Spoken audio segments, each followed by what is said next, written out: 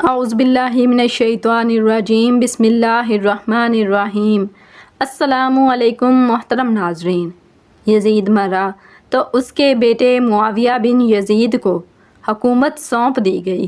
معاویہ بن یزید ایک نیک دل، خدا ترس، مطروح، پرہیزگار اور ایک حق شناس انسان تھا۔ ہر وقت ان پر گریہ طاری رہتا اور وہ احساس ذمہ داری سے خدا کے حضور روتے رہتے۔ وہ کھلم کھلا کہا کرتا تھا کہ ہمارے والد نے بڑا ظلم کیا ہے اور جبراً حکومت قائم کر لی ہے۔ معاویہ بن یزید نے 40 دن حکومت کی۔ اس دوران اس کی خواہش رہی کہ وہ اقتدار حضرت حسین کے فرزند حضرت زین العابدین کے حوالے کر دیں۔ ناظرین گرامی، یزید کے 12 بیٹے اور 5 بیٹیاں تھیں، جن میں سے اسے اپنے بڑے بیٹے معاویہ سے بے حد پیار تھا۔ اس نے اپنے پہلے بیٹے کا نام اپنے والد کے نام پر رکھا تھا۔ اسی بیٹے کو یزید نے اپنا جانشین مقرر کیا تھا، اس لیے یزید کے اس بیٹے کو معاویہ ثانی بھی کہا جاتا ہے۔ یزید کو اپنے بیٹے معاویہ ثانی سے بے حد پیار تھا۔ اس کی تعلیم و تربیت بھی شہزادوں کی طرح ہی کی گئی۔ یزید چاہتا تھا کہ اس کا یہ بیٹا اس کا حقیقی جانشین بنے۔ یزید نے حکومت سنبھالتے ہی اپنے 2 بیٹوں خالد اور معاویہ کو اس وقت کے بہترین استاد عمر المقصوص کی مکتب میں 3 سال کے لیے بھیج دیا۔ شیخ عمر المقصوص بھی جانتے تھے کہ یزید کا جانشین معاویہ ہے، اس لیے انہوں نے اس کی تربیت پر خوب محنت کی۔ 61 ہجری میں جب واقعہ کربلا پیش آیا تو شیخ المقصوص کو بہت تکلیف پہنچی، چونکہ آپ کا دل محب اہل بیت سے تڑپتا تھا۔ اس لیے آپ نے یزید کے ان دونوں بیٹوں کو عظمت اہل بیت سے خوب روشناس کروایا۔ ایک طرف کربلا کا واقعہ پیش آیا اور جگہ جگہ یزید کے خلاف بغاوت اٹھنے لگی۔ دوسری طرف معاویہ جو یزید کا جانشین تھا، اس کی تربیت ایک سچے عاشق رسول کر رہے تھے۔ واقعہ کربلا کے تیسرے سال سن 683 عیسوی میں یزید عبرتناک موت سے دوچار ہوا تو معاویہ ابن یزید 20 سال کی عمر میں تخت نشین ہوا۔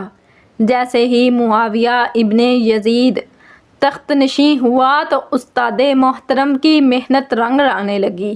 اس نے آتے ساتھ ہی واقعہ کربلا کی تحقیقات شروع کروا دیں۔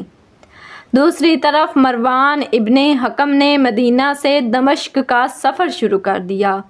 بالآخر معاویہ بن یزید نے اپنے والد یزید کو سیدنا حسین کی شہادت کا ذمہ دار جانا اور اعلان کیا کہ میں ظلم کی اس کرسی پر مزید نہیں بیٹھ سکتا۔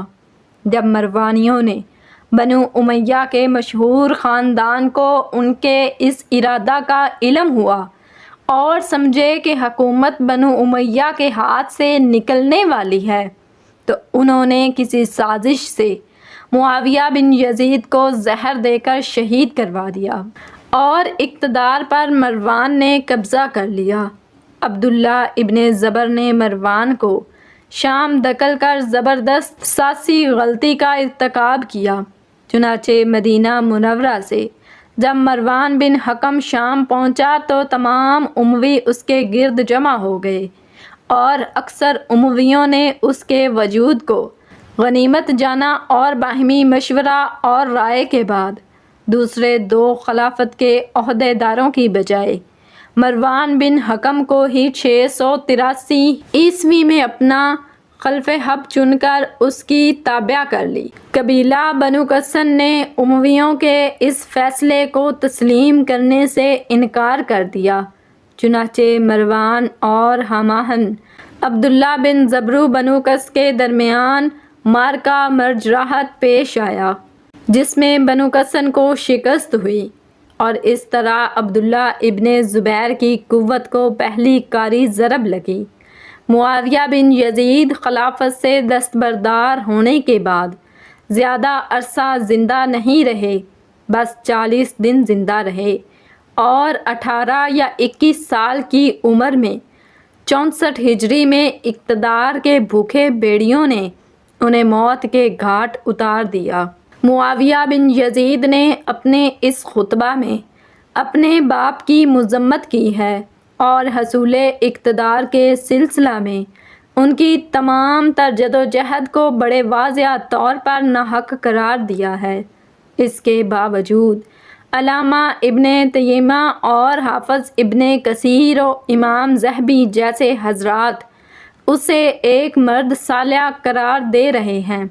بہرحال اساتین علماء امت کا معاویہ کو مرد صالح قرار دینا ان کے حق میں ایک بہت بڑی شہادت ہے۔ معاویہ بن یزید کی سب سے بڑی صلاحیت یہ تھی کہ انہوں نے ڈنکے کی چوٹ پر حق کو حق کہا اور باطل کو باطل ٹھہرایا۔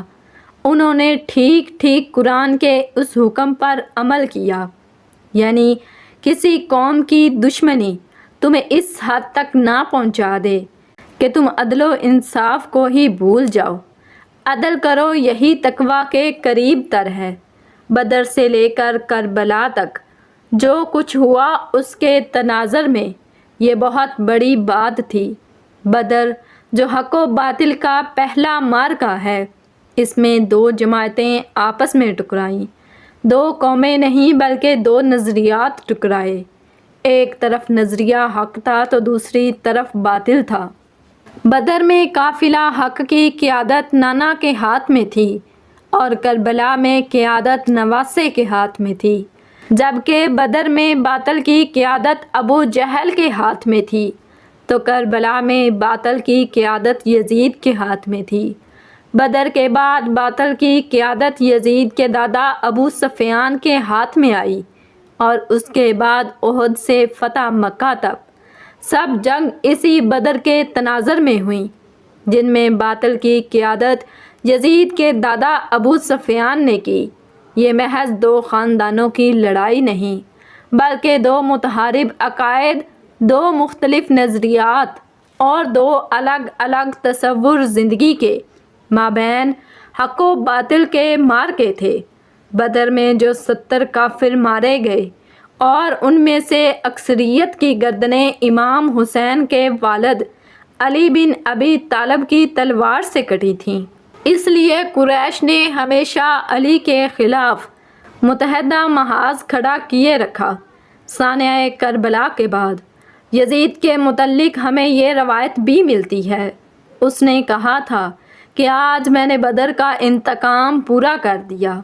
ان تمام حالات کو ذہن میں رکھیے اور پھر جناب معاویہ بن یزید کا اپنے باپ کے اقتدار کو خلاف حق کہنا اور اقتدار امام زین العابدین کے حوالے کرنے کی خواہش کرنا، اپنے باپ کی مذمت اور امام حسین کو تحسین کرنا، دراصل سورۃ مائدہ کی مذکورہ آیت کی عملی تفسیر تھی۔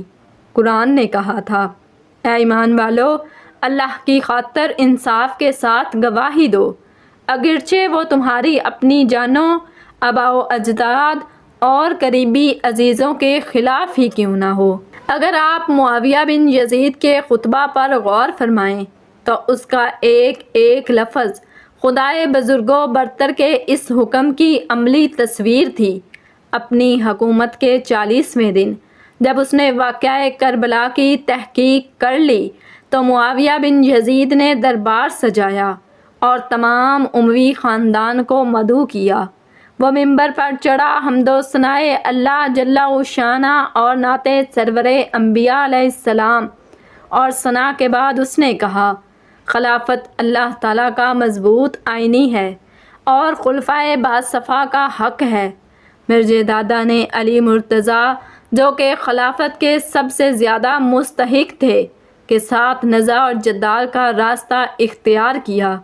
اس کے بعد میرے باپ جو خلافت کے لیے اس قسم کی استحقاق نہ رکھتا تھا، تخت سلطنت پر ممکن ہو گیا۔